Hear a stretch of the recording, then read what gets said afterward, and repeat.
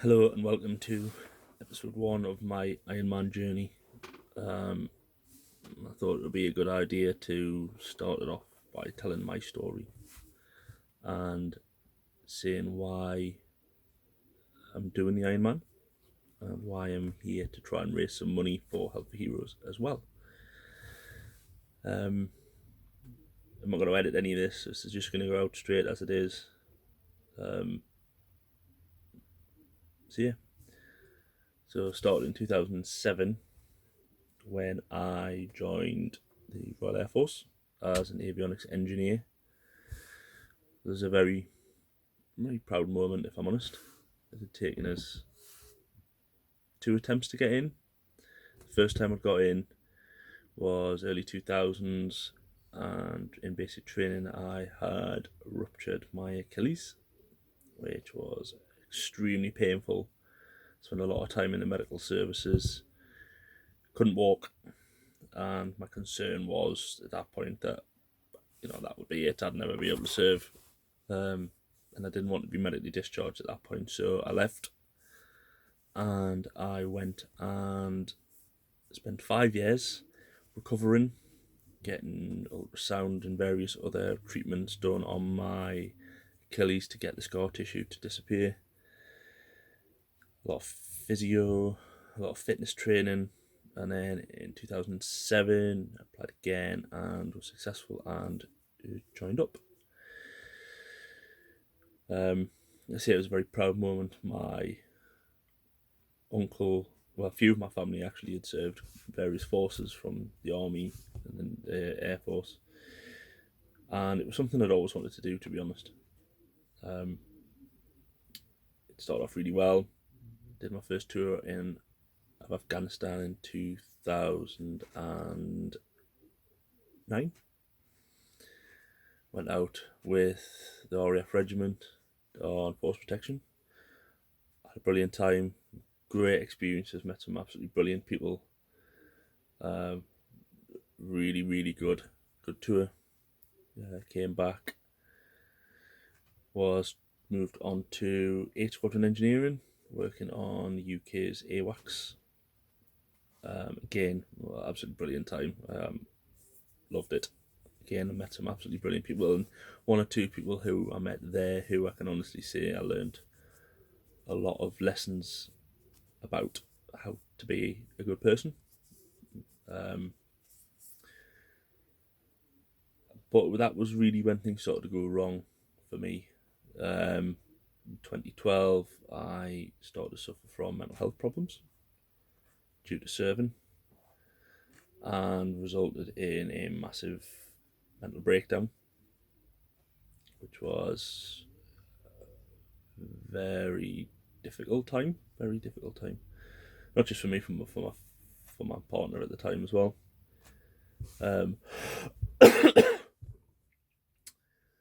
Took a lot of fighting, a lot of medication, a lot of various treatments to try and get myself back to the sort of level of fitness, mental fitness, I suppose, more than anything else.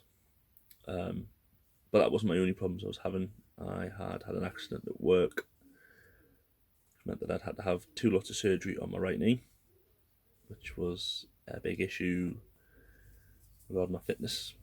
But I battled through, got my fitness tests all passed, um, carried on, and then things started to go better. I recovered. Things were starting to get better. 2014, I was lucky enough. I went and spent quite a long time with the US Air Force in America, and then did a tour with the guys, the US Air Force, and again some brilliant RAF guards as well, out in Afghanistan for a second time. Again, experiences that I don't think you'd ever get to experience as a civilian. Some really good bonds made through the forces, especially on these tours. But again, when I returned home, mental health started to suffer again. But you do the normal thing that you're told to do: is man up, get on with it.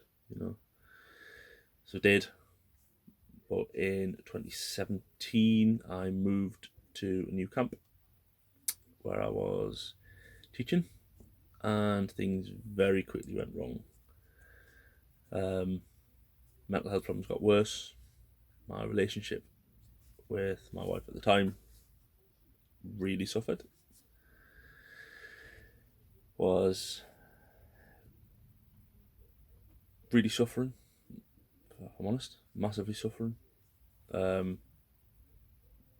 Being a typical bloke, at the time didn't really want to tell a lot of people. Suffered in silence to some extent. It started to get better with it, but suffered in silence for a long period, and then I had another breakdown, which, I'll be honest, was a lot worse than the first time. Again, I went through a lot of treatment, was off work for quite a long time, tried to go back to work on numerous occasions. Got another knee injury on my other knee, had to have more surgery on that knee, which meant that I had 3 lots of surgery between my 2 knees. My knees were shot. But it was mainly my mental health that was suffering. I was getting in some very, very dark places. And in early 2019, it got so bad that I took an overdose. I can't really describe the feelings at the time other than it was such a dark place. Didn't really see any way out, to be honest.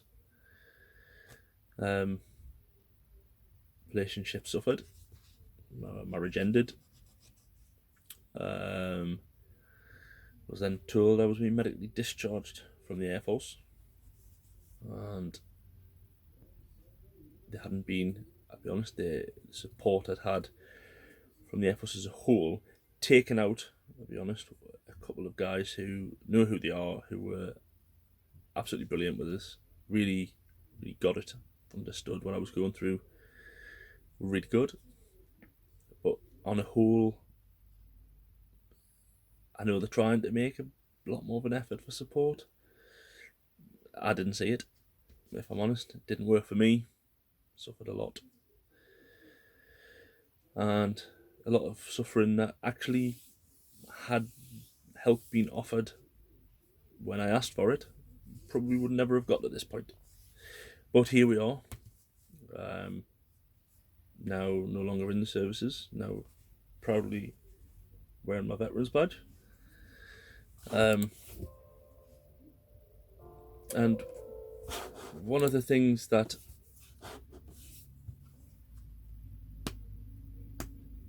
helped me a lot was support I got from Health for Heroes, which is the reason why, as part of this and trying to raise a lot of money for what is an amazing bunch of people, really is an amazing bunch of people. Spent quite a lot of time down at a place called Phoenix House in Catterick. Now, if you're not a veteran or you're not somebody who's ever heard of this place, I suggest you go online or have a look in the description below where there'll be a link to the Health for Heroes website. You can find out more about this place. I went and did a few courses there. The staff were unbelievable. It was full of guys from all across the services who were in similar boats, whether it was physical injuries, mental injuries, who could really bond with each other and, talk about things with each other and really get to know each other and help each other. And the environment was amazing. It was like a real safe house, a real safe place. And for somebody who's struggling mentally, having safe places is, certainly for me, was a massive, massive bonus. And the support I got from Health for Heroes was, and to be fair, and still get. Part of the guys down there are going to help me with the training for this event, but I can't talk any more highly of the guys down there. They were absolutely brilliant, and they continue to be brilliant. And you can see, not just from me, but from the other guys who I was down there with, and the support that they were getting from physical to mental health injuries was just second to none. It is absolutely fantastic, and because of that help, that's why I want to raise money to try and support people from my community, from the veterans community, from those who are currently suffering, and from those who in the future will suffer. Whether it's injuries from war, whether it's mental health injuries, whatever it is, these guys are going to be there to support going forward, and I feel like I should do my bit as a veteran and who's had support from them to give back. But then why the Iron Man? I'll be honest, I must be mad. I would never do this when I was fit. Never mind doing it now. Let's just say my arm was very gently twisted by a part of our team, a gentleman by the name of David Garner. So if you're watching, David, this is your fault. Who is a multiple Ironman, who was at the Ironman World Championships in 2018, and he is brother-in-law of my current partner. And we were talking about it, and it was thought to be a good idea, and to be fair, it has been, to do an Ironman to give me a reason to get out of bed, to support my recovery, and do the endorphins that come from getting fit. And I'll be perfectly honest, when I agreed to do it, I thought, I must be mad, like, this is just crazy. I started looking, I'll be honest, I didn't really know anything what it was I was agreeing to until I looked into it and was just like, oh, goodness, I can swim. I've never done road cycling, and I enjoy running, I suppose, so there's two of the three, but wow, this is just insane. Still looking at it now, I just think this is crazy. But I'll be honest, it's played a massive part in making me feel better about myself. From even just being able to prove to myself that I can do things again, and that despite everything that's went on, that I am still capable of doing stuff. And even sitting now, my goal is purely that I will cross that finish line in Lanzarote May next year. I will cross that finish line. So the other two people on the team, Laura and Stefan, will both cross that finish line because we're all determined to do it. And there'll be some heartache along the way. There'll be a lot of pain along the way, I imagine. My knees are going to really suffer. But there is plans in place for that. There's going to be times when I just think, I just don't want to do this anymore. I can't do this. There's going to be times when I think, yeah, I can do this. And having the team around us, and having the guys from Health for Heroes as well, the likes of Mark Airy down at, and Dino, and the rest of the guys from Team True Spirit down at Health for Heroes, down in Phoenix House, I think it's going to be a huge, huge support. And it's all about that. It's all about crossing that finish line and becoming an Ironman in May. But that's not only that, because now I've been roped into doing a triathlon after that in Northumberland, and doing the Great North Run. And every year we're going to try and do more and more things till we get to the sort of money raised that I would like to raise for Health for Heroes. So yeah, so we're going to be doing videos going forward. We're going to show you our journey. We're going to show you the fundraising. We're going to show you the training, the injuries probably. I'm going to show you a bit about Health for Heroes, and especially Phoenix House, hopefully.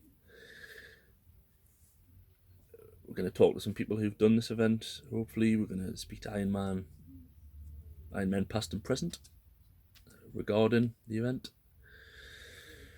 There'll be a lot of training.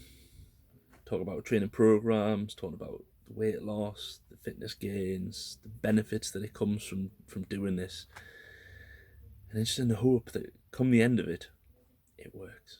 Cross that finish line, get the medal, feel that relief and that sense of achievement that I never thought I'd feel again after being medically discharged.